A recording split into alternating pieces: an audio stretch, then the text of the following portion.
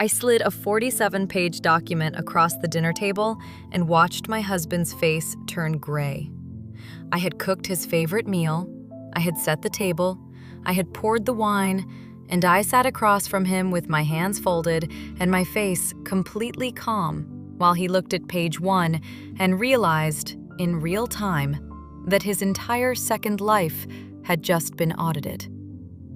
He said my name. Just once. "Simone," I said, "I'm not ready for you to talk yet. Keep reading." He didn't read it. He just sat there and cried. And I felt nothing. Not anger, not satisfaction, not grief. Just the specific, hollow quiet of a woman who has already processed everything. Because processing things is literally what I do for a living. My name is Simone. I'm a forensic accountant. And my husband had been running a secret second family. 2 kids, a girlfriend who thought she was his partner, a whole parallel household funded through our joint business for 6 years. 6 years. And the thing that cracked it all open? A $340 charge to a pediatric dental office in a city we had absolutely no business being in. Let me take you all the way back, because the way this unraveled, I promise you, is unlike anything you've heard before. It was a Tuesday in March, completely ordinary. I was sitting at my home office desk reconciling Q1 expenses for Marcus's contracting business, something I did every quarter without thinking twice. I knew every vendor, every supplier, every recurring charge like the back of my hand. And then I saw it. $340. Bright Smiles Pediatric Dentistry, Columbus, Ohio. I stopped. I scrolled back up, read it again. Because here's the thing. Marcus and I don't have children. We have a dog named Pretzel, a retirement account I'm genuinely proud of, and a very ambitious 5-year plan that involved trying for a baby. There was no version of reality in which a pediatric dental office in Columbus, Ohio should appear on our business expenses. My first instinct, honestly, was fraud. Someone had gotten into our business card. A vendor had mischarged us, something mundane and fixable. So I flagged the charge and pulled the full 3-month statement to find the original transaction. And that is when my stomach dropped. Because it wasn't one charge. Y'all, it was 16 months of them. 16 consecutive months. $340. Same office, same city. Like clockwork. Going back further than I had even been formally managing the books. I sat at that desk, and I did not move for a long time. My brain, which is trained specifically to find patterns, to identify anomalies, to locate the thing that does not belong, was already doing the math I did not want it to do. Why would a business card be used for a pediatric dental office in another state? Not fraud, not a vendor error. Personal expenses. His personal expenses. Running through our joint business account. For a family that was not ours. I didn't cry. I didn't call him. I didn't do anything dramatic. I opened a brand new spreadsheet, labeled it Q1 Anomalies, and I went deeper. I pulled every statement I had access to going back 3 years, and once I knew what I was looking for, once I had that one thread in my hand, it was everywhere. Grocery stores in Columbus, a Target on the east side of Columbus, a Babies R Us charge from 4 years ago. And I need you to understand, Babies R Us filed for bankruptcy in 2018, so we are talking about how deep this goes. A recurring Netflix subscription tied to an email address I didn't recognize. A car insurance payment for a vehicle that was definitely not either of ours. He wasn't just cheating. He was funding another household. Through our business, month after month after month. while I sat across from him at breakfast, while we talked about nursery colors, while I filed our joint tax returns and signed my name to documents that I now realized were covering for a life I didn't know existed. I tagged every anomalous charge. I cross-referenced dates, amounts, locations. I built a timeline.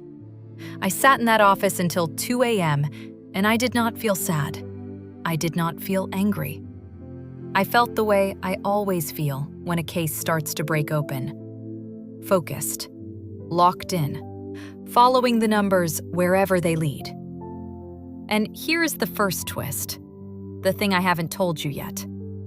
6 weeks from that Tuesday, 6 weeks, Marcus and I had a meeting scheduled with potential investors for a major business expansion. We were about to co-sign on significant liability together. I was about to put my professional license, my CPA license, the thing I spent years building, on the line for this man and this company. Every dollar he had funneled to Columbus had run through that company, through accounts I had signed, through tax filings that had my name on them. This was not just a cheating story. This was financial fraud, and I was potentially implicated in it. I closed the spreadsheet. I opened a new one, and I kept going. I found her in 2 hours, maybe less. Here's how. I had the dental office name, the neighborhood it was in based on the nearby grocery charges, and a car insurance payment that, because Marcus used our joint email for everything like the world's most confident idiot, I was able to trace back to a policy number sitting in our shared inbox. One policy number, one Google search, one name. Danielle. She had a public Facebook profile. She was 32 years old. She was genuinely beautiful. Warm smile, natural hair, the kind of person who looks effortlessly put together in every photo. And she had 2 little boys, 3 and 5 years old. And in photo after photo after photo, standing beside her, holding those boys, smiling the smile I had slept next to for years, was my husband. Except in her photos, his name was Daniel. Daniel Williams, not Marcus Carter. Not my husband's actual name. A completely constructed identity. A fake last name, a fake life story. He had told her he was in Charlotte for a long-term construction project. That was why he was away so often. He visited every 3 to 4 weeks. He called himself her partner, the father of her children. She had absolutely no idea he was married. I want to be very clear about that because it matters enormously to everything that comes next. Danielle was not complicit. Danielle was not the villain of this story. Danielle was the other victim. A woman who had been fed the same lies in a different city by the same man, who had built her entire understanding of her relationship on a foundation that did not exist. She thought she was in a real relationship. She thought she was raising her kids with their father. She thought Daniel Williams was a real person. I stared at her profile for a long time, and I felt something I was not expecting. Something that had no clean name. It wasn't jealousy. That had already burned itself out somewhere around hour 3 of the audit. It was this strange, terrible, heavy solidarity. Like I was looking at a mirror of my own destruction, just in a different city, with different furniture. Because here's the thing nobody tells you about finding out your husband has a secret family. It's not just about you. And the moment I understood that Danielle had no idea, the moment I saw those little boys' faces, this stopped being only my crisis. I didn't reach out to her yet. I needed more. I went back to the numbers. By the end of that night, I had a complete financial picture.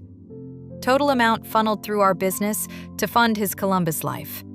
Approximately $47,200 over 6 years.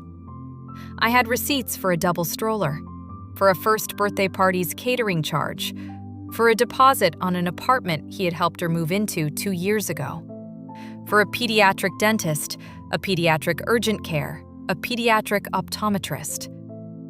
He had watched those boys grow up. He had taken them to their appointments. He had helped furnish their apartment. He had built a whole life there while coming home to me and talking about our future. And then, the second twist, the one that made everything worse. When I cross-referenced the dates of his Columbus visits against our own calendar, our shared Google Calendar, which I had access to and which I had never once thought to question, I found something. The month we got married, 4 years ago, he was in Columbus the weekend before our wedding. Not a work trip. The Google Calendar entry just said, project site. I know what that means now. He was with her the weekend before he married me. I closed my laptop. I sat in the dark for about 15 minutes.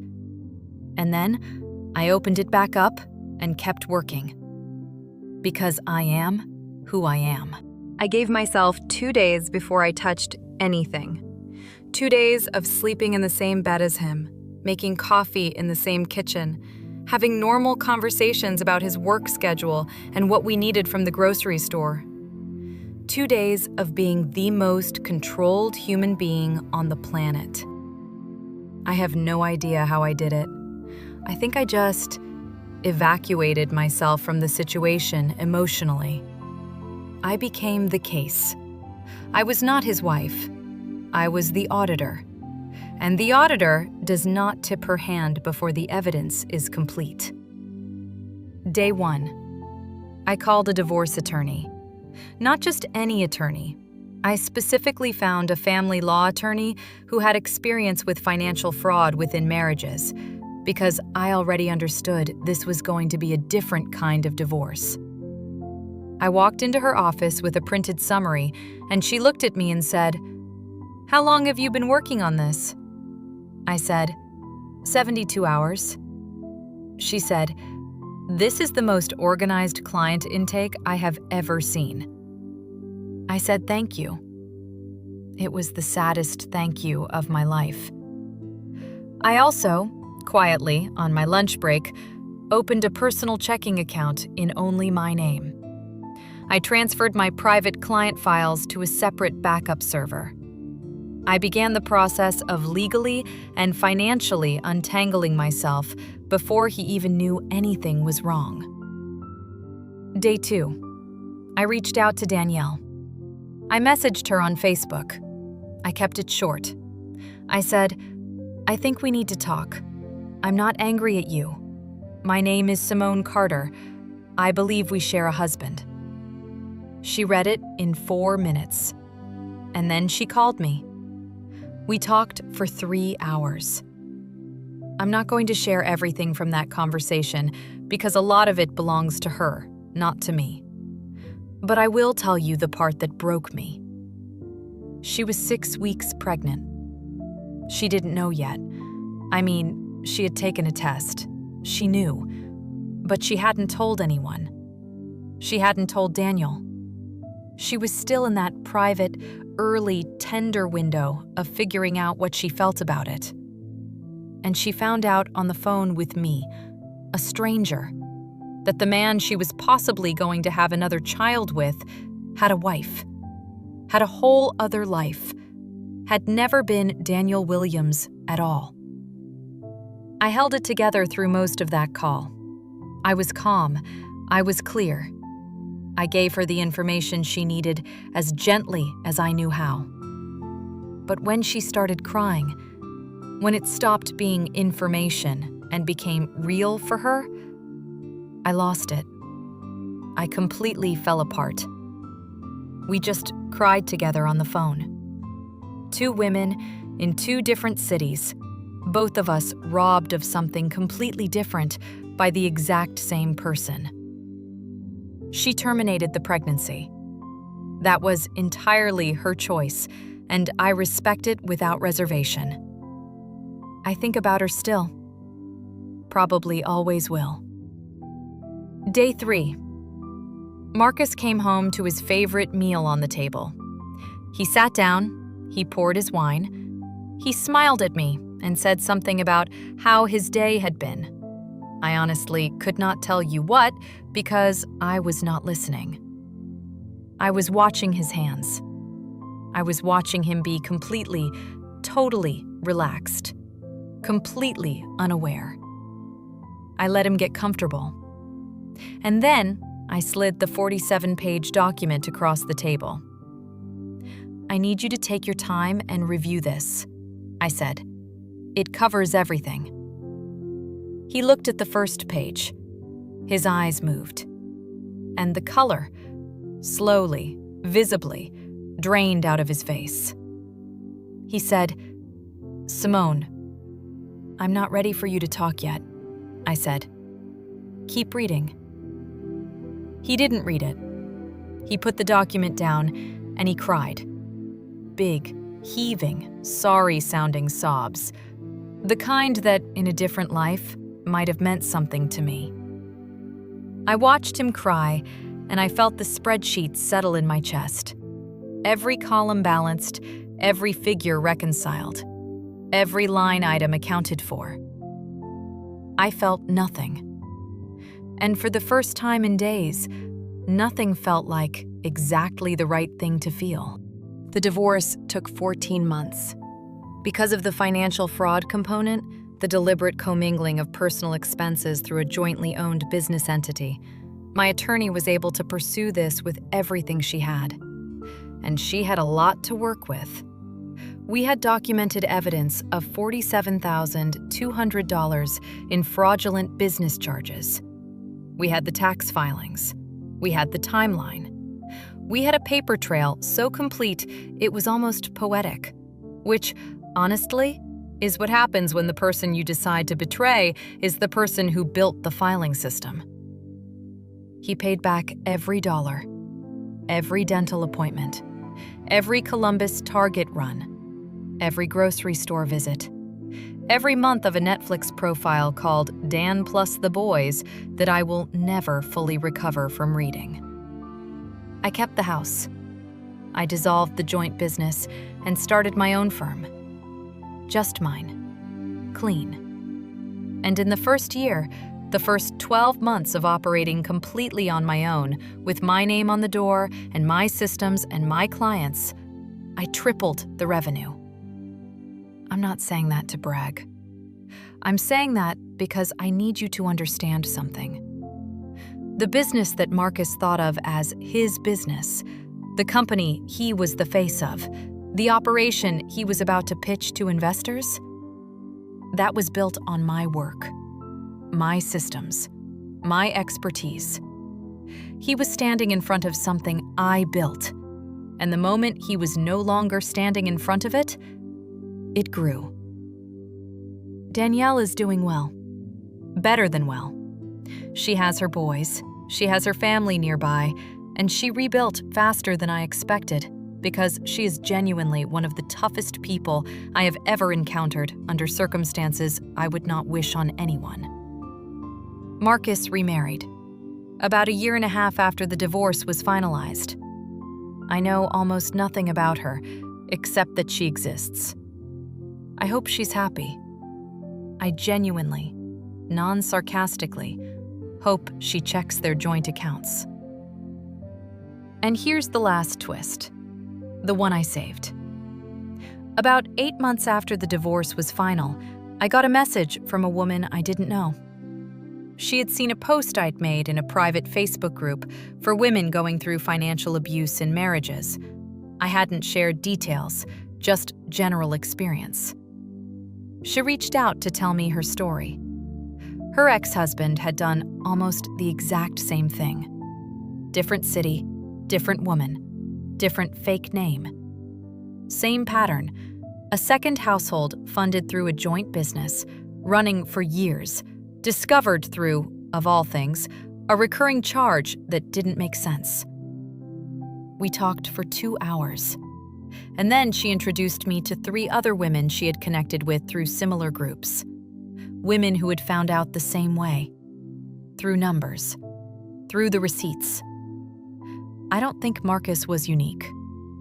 I don't think he was some criminal genius who invented a new kind of deception. I think he was ordinary. I think a lot of people do this. I think the only difference between the women who find out and the women who don't is whether someone is paying close enough attention to the receipts. Pay attention to the receipts. I know that sounds like a weird thing to take from a story about the worst period of my life, but I have a new relationship now, with a man who thinks it's charming that I occasionally review our shared finances with the energy of a quarterly audit. He says it's quirky. I call it efficient. He has never once had a charge I couldn't explain. That's what safety feels like now. Not romance, not grand gestures. A spreadsheet that adds up. If something in your life doesn't add up, a number, a story, a feeling, a charge that shows up somewhere it has no business being, you are allowed to look closer. You don't have to wait until it explodes. You can be the one holding the evidence before the conversation even starts. I know I wish I had been, but I was. Eventually. And it was enough.